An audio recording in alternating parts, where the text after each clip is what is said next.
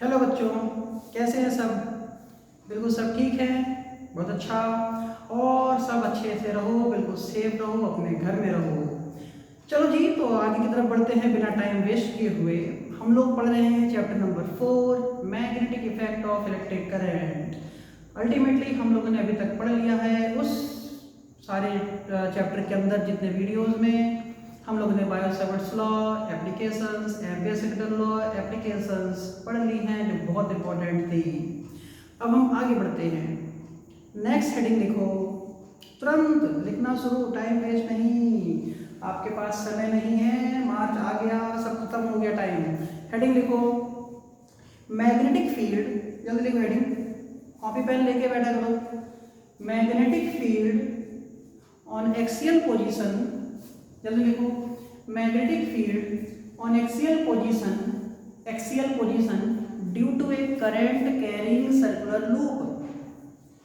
Magnetic field on axial position due to a current carrying circular loop. ठीक है, एक circular loop है, इस सर्कुलर लूप की वजह से इसकी एक्सिस पर कहीं पर मुझे मैग्नेटिक फील्ड पता करनी है। स्टार्ट करते हैं। बायो-सैवर्ट्स लॉ तो हमको पता ही है, बस इसको सोच दो, पढ़ो, स्टार्ट। देखो, मान लो मेरे पास एक सर्कुलर लूप है, इस सर्कुलर लूप में करंट चल रही है आई, इस सर्कुलर लूप में एक करंट चल रही है आई, जो ये सर्कुलर लूप है इस लूप की रेडियस है ए, सेंटर है सी, सेंटर से आर डिस्टेंस पर कोई पॉइंट है पी, कोई पॉइंट है पी, मुझे इस पी पॉइंट पर एक्सियल पोजीशन पर मैग्नेटिक फील्ड पता करनी है। मैंने क्या किया बच्चों कि मैंने इस वायर पर कोई छोटा सा हिस्सा, ये छोटी सी लेंथ डीएल एज्यूम कर ली। क्या एज्यूम कर ली? डीएल। चलो, इस डीएल की वजह से मैंने यहाँ पर मैग्नेटिक फील्ड देखा, तो मैग्नेटिक फील्ड आई मुझे डीबी। उस छोटी सी लेंथ की वजह से मैग्नेटिक फील्ड कैसे आएगी? छोटी सी आएगी। छोटी सी लेंथ की वजह से मैग्नेटिक फील्ड कितनी आएगी? छोटी सी। इस डिस्टेंस को मैंने x मान लिया, सही है। सिमिलरली यहाँ पे मैंने छोटा सा एक हिस्सा लिया आर क्यू, ये भी डीएल लेंथ का आर क्यू, इसकी वजह से भी यहाँ पर जो मैग्नेटिक फील्ड आई वो भी कितनी आई? डीबी। और मैग्नेटिक फील्ड वेक्टर क्वांटिटी है।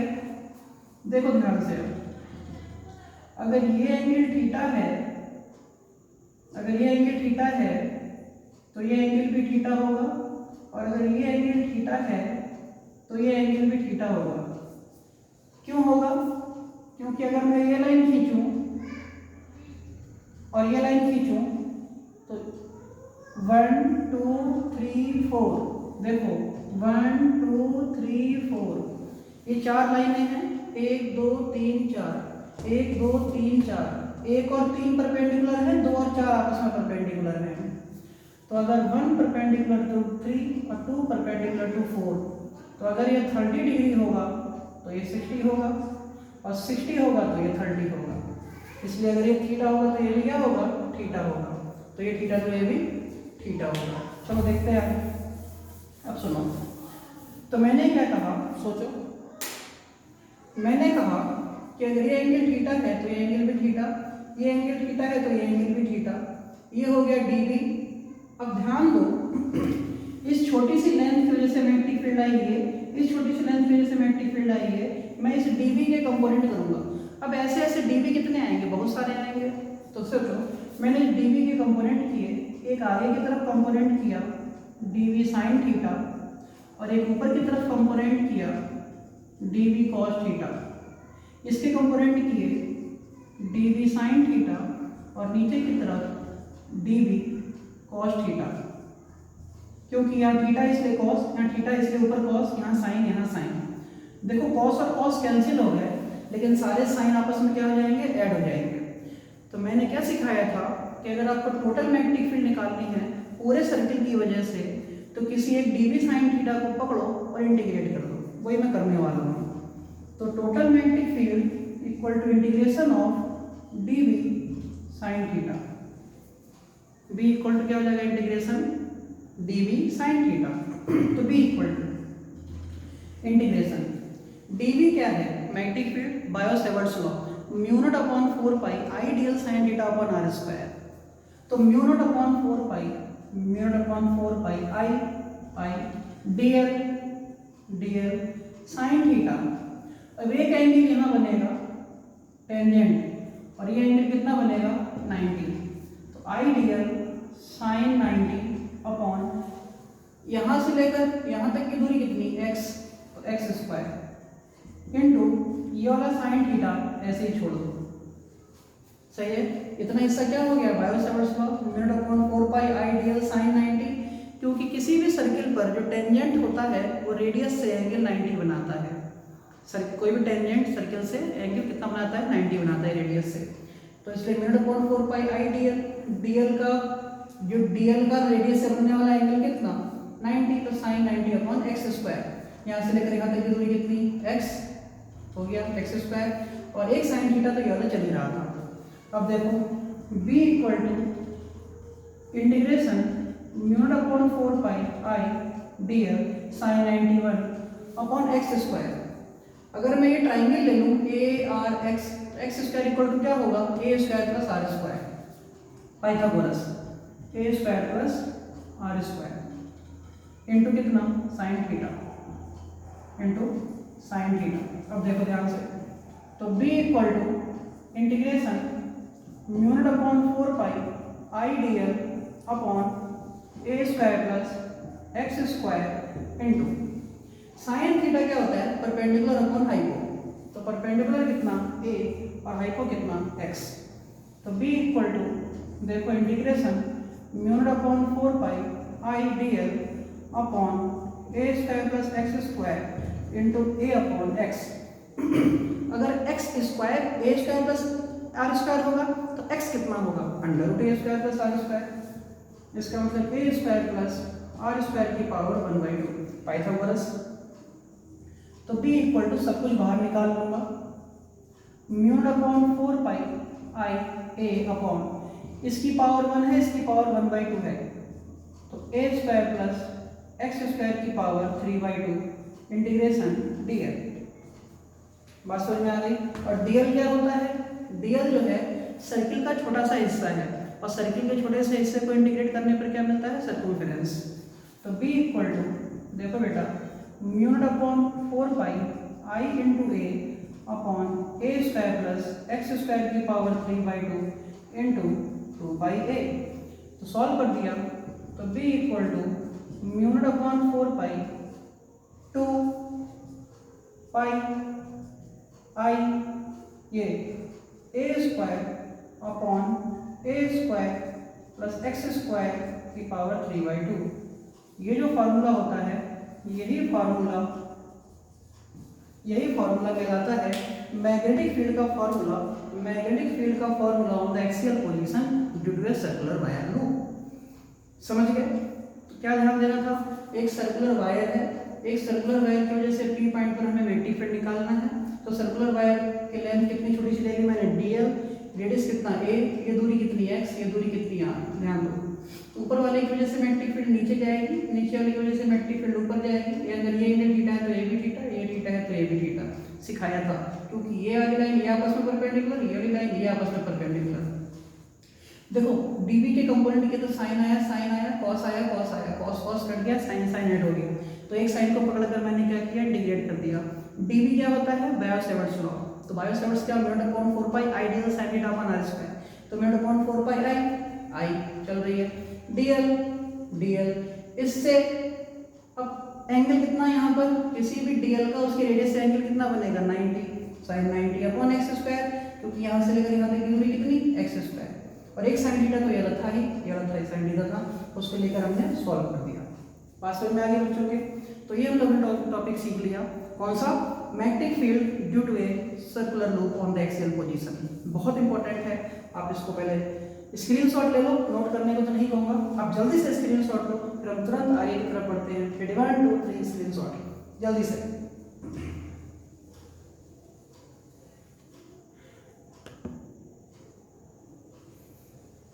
कर लिया, चलो उठाते हैं इसको। नेक्स्ट हेडिंग लिखो जल्दी से, बिना टाइम वेस्ट किए हुए नेक्स्ट हेडिंग लिखो, लॉरेंज फोर्स। बेटा हेडिंग लिखो जल्दी, लॉरेंज फोर्स। अब अच्छी सी चीज़ है लॉरेंज फोर्स, देखो क्या होता है। स्पेलिंग बता रहा हूँ मैं, LORENTZ, लॉरेंज फोर्स। ये है लॉरेंज फोर्स। देखो क्या कहता था लॉरेंज फोर्स। लॉरेंज ये कहता था कि अगर मेरे पास कोई चार्ज है, अटेंटिव हो जाओ, सुनना, बहुत अच्छे बच्चे हो आप लोग, स्टार्ट तुरंत। लॉरेंज ये कहता था सब कुछ अपने ऊपर होता है। अगर दिमाग में ये सोच के बैठोगे कि नहीं समझ में आएगा या नहीं समझ में आ रहा है, तो कभी समझ में नहीं आएगा, पहले कुछ कर लो। लेकिन बहुत सारे बच्चे हैं, मैं देख रहा हूँ मेहनत कर रहे हैं। मेरी कम से कम डेली 15 से 20 बच्चों से बात होती है, डेली, कभी कभी इससे भी ज़्यादा। अभी 3 दिन पहले तो लगभग मैंने 40 50 55 स्टूडेंट्स से बात करी थी।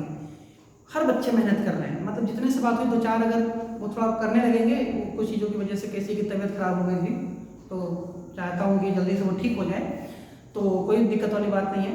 वैसे जो फिट है बहुत मेहनत कर रहे हैं बच्चे, बहुत अच्छा लग रहा है, अप्रिशिएट करने का मन हो रहा है उन बच्चों को। सैल्यूट है कि अभी भी इतनी मेहनत मेरे बच्चे कर रहे हैं, और ये लगातार कंटिन्यूटी जरूरी भी है, ठीक है। तो इसीलिए कभी दिमाग में ये आया कि समझ में नहीं आ रहा है या ऐसा कुछ बिल्कुल ही नहीं पता चला, तो उसको एक बार 2 बार चीज़ों को समझने की कोशिश करना, बिल्कुल किसी चीज़ को छोड़ नहीं देना चाहिए, सही है ना। इसलिए उसको मेहनत से कीजिए आप लोग। तो लॉरेंज क्या कहता था, लॉरेंज कहता था कि अगर मेरे पास एक चार्ज है, 3 बातें समझना, चार्ज तो है ही है, इसके अलावा 3 नाम ले रहा हूं मैं, वेलोसिटी, फोर्स और मैग्नेटिक फील्ड। अगर चार्ज तो है ही है, वेलोसिटी, मैग्नेटिक फील्ड और फोर्स, 3 नाम और ले रहा हूं।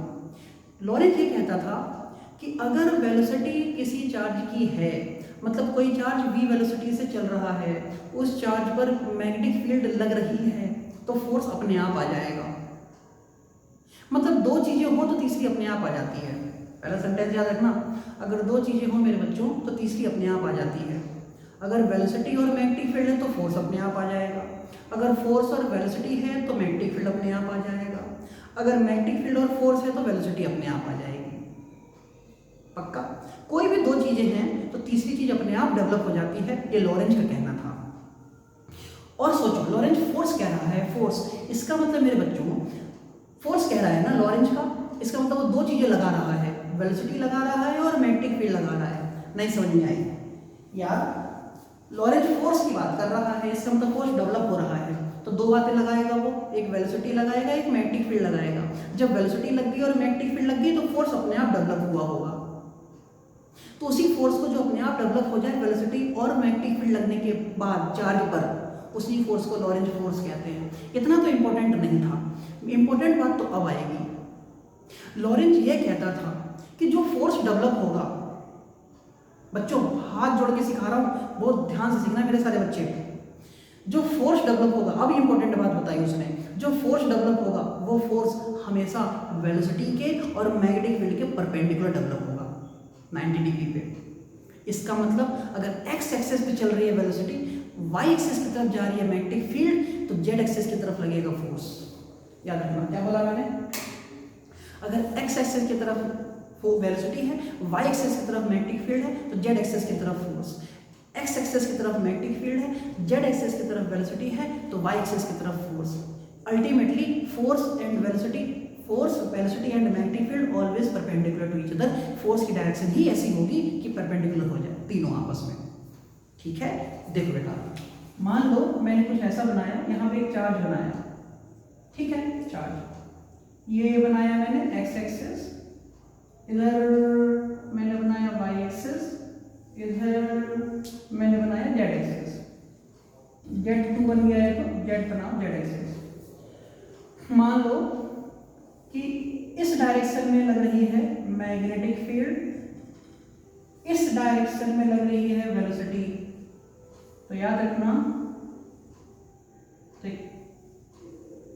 चीजों को समझना जरा ध्यान से। तो इस डायरेक्शन में जो लगेगा वो लगेगा फोर्स। इस डायरेक्शन में क्या लगेगा? फोर्स। एक्स एक्सिस की तरफ वेलोसिटी, एक्स एक्सिस की तरफ वेलोसिटी, वाई एक्सिस की तरफ मैग्नेटिक फील्ड, जेड एक्सिस की तरफ क्या लगेगा? फोर्स लगेगा। ठीक है, अब एक बात समझो, अगर ये वेलोसिटी यहां ना होके, अगर ये वेलोसिटी यहां ना होके, अगर ये वेलोसिटी यहां ना होके वेलोसिटी यहां होती, यहां होती, वेलोसिटी इधर कुछ होती, आ रही बात समझ में? मैग्नेटिक फील्ड से थीटा एंगल बनाते हुए, वेलोसिटी यहां ना होके मैग्नेटिक फील्ड से थीटा एंगल बनाते हुए होती, तब क्या होता? तो फोर्स कहाँ जाता? तब भी कुछ नहीं होता, तो कंडीशन आ जाती। तो ये वाली वेलोसिटी काम नहीं करती, वेलोसिटी का वो हिस्सा काम करता जो इस फोर्स के परपेंडिकुलर होता और मैग्नेटिक फील्ड के भी परपेंडिकुलर होता। मेरे बच्चों जरा सोचो, ये वेलोसिटी तब काम नहीं करती क्योंकि इस समय ये वेलोसिटी फोर्स के परपेंडिकुलर नहीं है और ये वेलोसिटी मैग्नेटिक फील्ड के भी परपेंडिकुलर नहीं है। लॉरेंस का कहना था सब आपस में परपेंडिकुलर हो, तो ये वेलोसिटी काम नहीं करेगी, इस वेलोसिटी के कंपोनेंट काम करेंगे। तो इधर की तरफ कंपोनेंट क्या हो जाएगा? v sin थीटा, यहाँ की तरफ कंपोनेंट क्या हो जाएगा? v cos theta.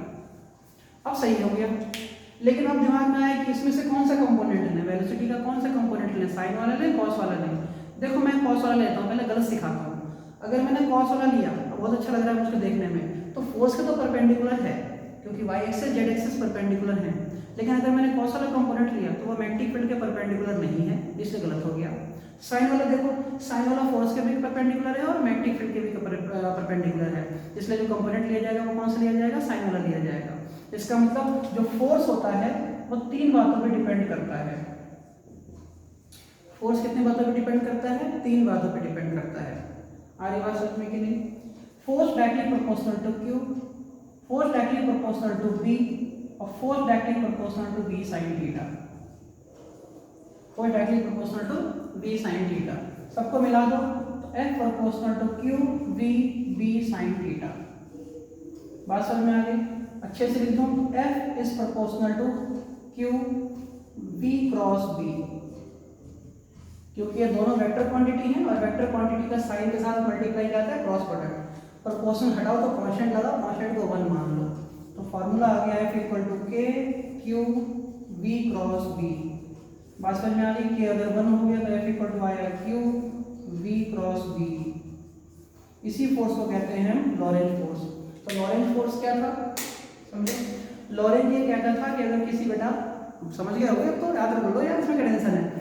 लॉरेंज ये कहता था कि अगर किसी चार्ज के ऊपर अगर वेलोसिटी है, चार्ज में वेलोसिटी है, चार्ज में वेलोसिटी है, चार्ज की मैग्नेटिक फील्ड है, तो चार्ज पर एक फोर्स लगेगा, फोर्स हमेशा मैग्नेटिक फील्ड के चलने और वेलोसिटी के परपेंडिकुलर होगा, या तीनों आपस में परपेंडिकुलर होंगे। तो F proportional to Q, F proportional to B, F proportional to V sin theta, F is equal to Q V sin theta, या F equal to Q V cross B। ये Lorentz force होता है। Clear हो गई बात? चलो इतना हम लोगों ने सीख लिया। अब छोटी सी बात आगे बढ़ते हैं, छोटा सा कंसेप्ट है फिर आगे बढ़ जाएंगे। एक चीज समझना, चलो आगे बढ़ो। एक चीज समझो, मैं तुमसे कह रहा हूं एक मैग्नेटिक फील्ड है, ये एक मैग्नेटिक फील्ड है, ये मैग्नेटिक फील्ड है, ठीक है, ये मैग्नेटिक फील्ड है। ये मैग्नेटिक फील्ड कैसी है? इनसाइड जा रही है। ये मैग्नेटिक फील्ड कैसी है? इनसाइड जा रही है। अगर डॉट डॉट डॉट डॉट लगाता तो मैग्नेटिक फील्ड आउटसाइड आती है। ध्यान रखना, यहां से कोई चार्ज आया, v वेलोसिटी से आकर एंट्री कर गया, ये मैग्नेटिक फील्ड है और इसी मैग्नेटिक फील्ड में 90 डिग्री पर एंट्री कर रहा है कोई। अगर कोई चार्ज आकर मैग्नेटिक फील्ड में 90 डिग्री पर एंट्री कर रहा है, कोई तुमसे पूछे बताओ कैसे चलेगा? सोचो, अगर चार्ज यहाँ आया, मैग्नेटिक फील्ड अंदर है, तो इसके ऊपर एक फोर्स लगेगा, चार्ज के चलने की वेलोसिटी है इधर, मैग्नेटिक फील्ड है अंदर, तो फोर्स मान लो लगा इधर, मान लो फोर्स लगा इधर, तो तुम खुद देखो, अगर मैग्नेटिक फील्ड इधर है, चार्ज चल रहा है इधर, फोर्स लगेगा इधर, अगर किसी चीज के चलने की डायरेक्शन के परपेंडिकुलर फोर्स लगता है, बच्चों याद रखना, अगर तुम चल रहे हो और तुम पे लगातार परपेंडिकुलर फोर्स लगता जाए तो तुम सीधे नहीं चल पाओगे, तुम एक सर्किल में घूमने लगोगे, हाँ या ना? अगर तुम्हारे चलने की डायरेक्शन के परपेंडिकुलर तुम पर फोर्स लगता जाए तो तुम सीधे चल ही नहीं सकते, तुम परपेंडिकुलर फोर्स लगने की वजह से तुम सर्कुलर पाथ गेन कर लोगे, उस तरीके से ये चार्ज भी सर्कुलर पाथ गेन कर लेगा और इस तरीके से जो है वही सर्किल में चलने लगेगा। क्लियर होगी बात? तो एक बात याद रखना, अगर कोई चार्ज परपेंडिकुलरली किसी मैग्नेटिक फील्ड के अंदर एंट्री करता है तो वो स्ट्रेट लाइन में नहीं चल पाता, किसी और डिजाइन में नहीं चल पाता, वो सर्कुलर पाथ पे चलने लगता है due to Lorentz force.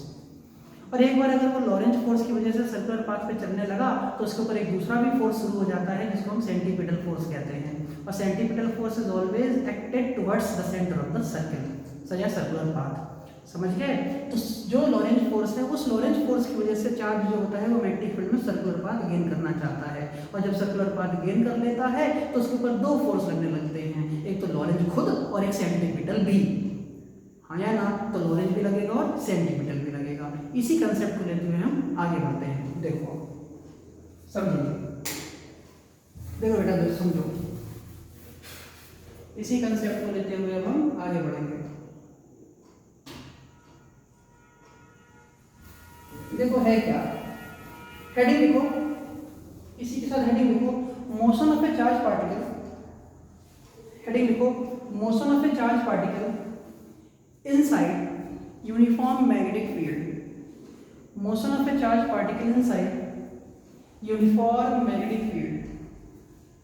Motion of a charge particle inside uniform magnetic field. Uniform magnetic field में किसी चार्ज पार्टिकल का मोशन, देखो यार, मान लो कि ये एक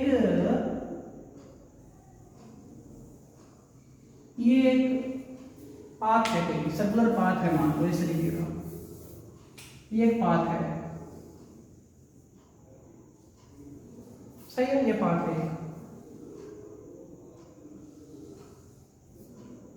कैसा पाथ बनाऊं मैं? बन ही गया, देखो। हाँ, इस पाथ पर एक चार्ज घूम रहा है।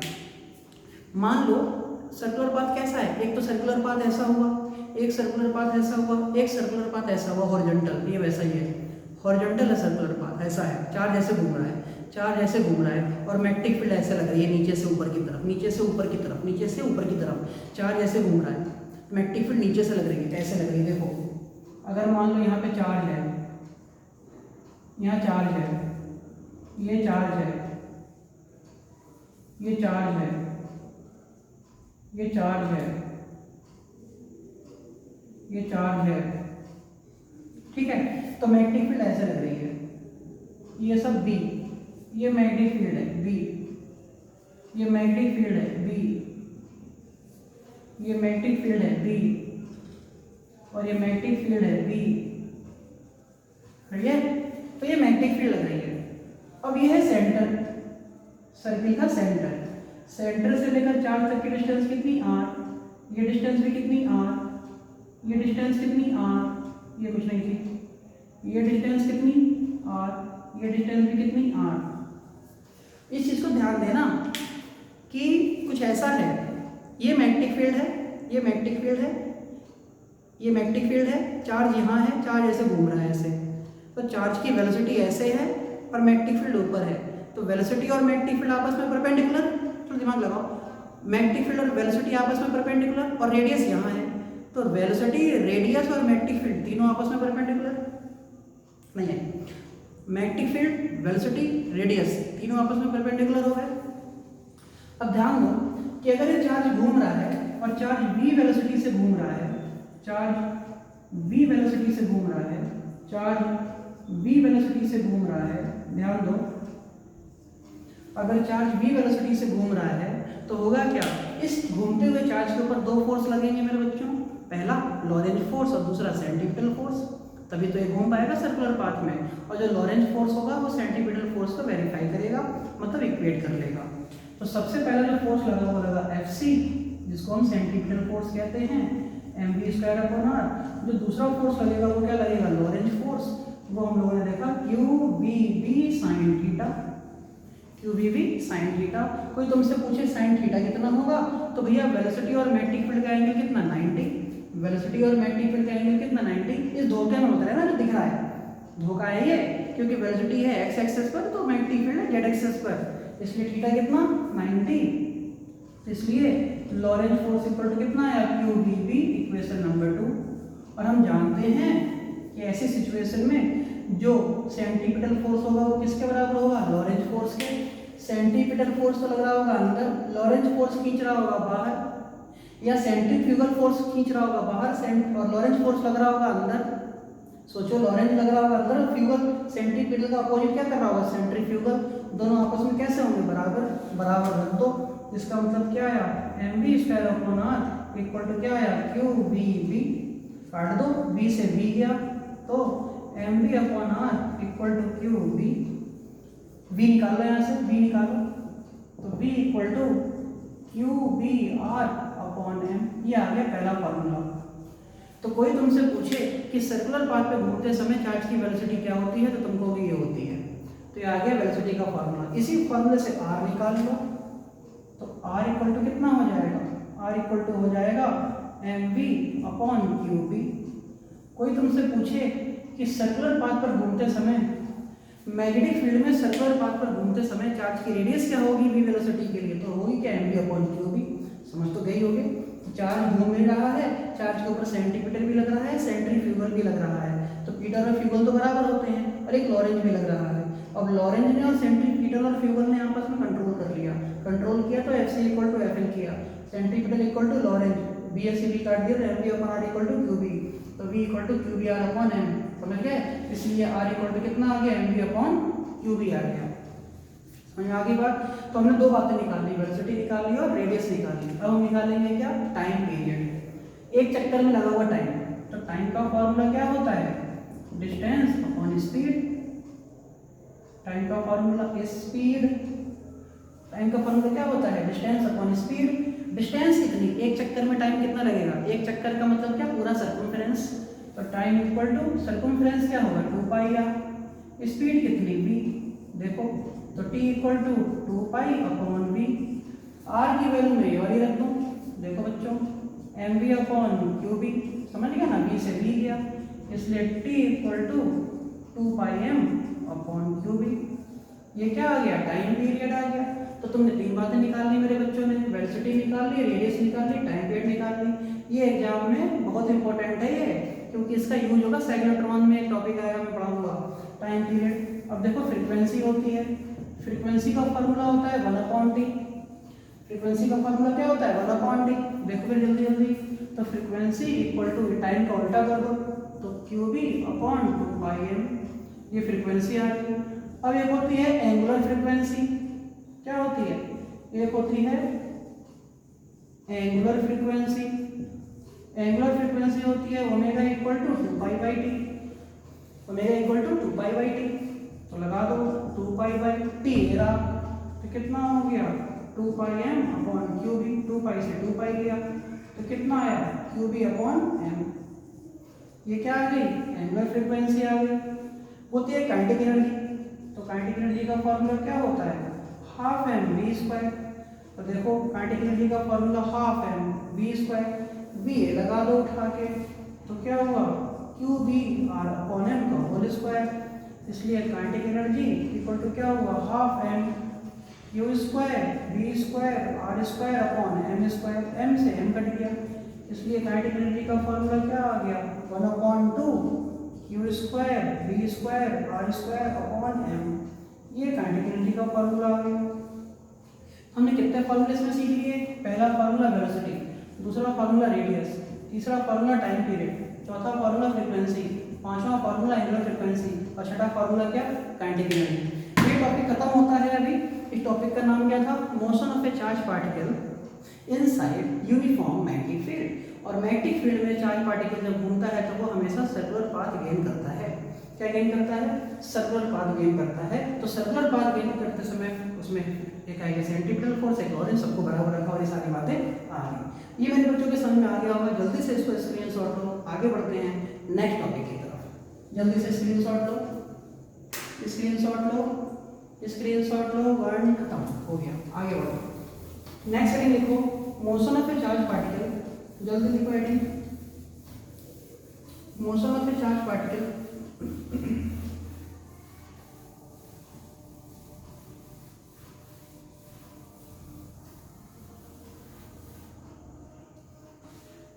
या आप केवल अभी इसको इतना करें, मैं नेक्स्ट वीडियो में आपको नेक्स्ट टॉपिक सिखाऊंगा। पहले आप 3 वीडियो करें, मतलब ये 3 टॉपिक करें, ये charge particle, motion circular path वाला, और दूसरा जो मैंने लॉरेंज फोर्स सिखाया वो, और जो पहला मैंने सिखाया magnetic field on the axial position. Next topic में नेक्स्ट वीडियो में लेकर आता हूँ। और बहुत मेहनत से करो, सारे नोट्स बनाते रहो, कोई भी चीज़ छोड़नी नहीं है, लगे रहो लगातार। Okay, thank you.